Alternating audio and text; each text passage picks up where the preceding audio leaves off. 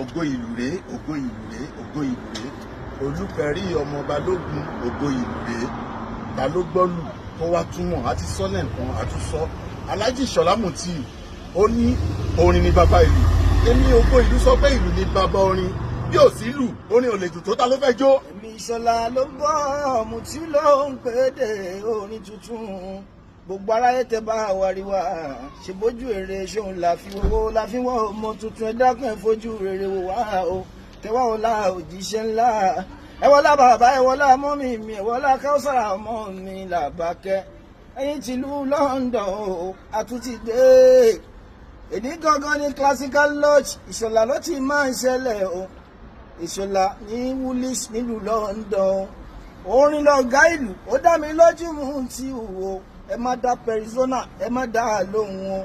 ẹ̀yin ti wá èmi ló máa prove ẹ wàá prove ẹ wo wàá prove ẹ.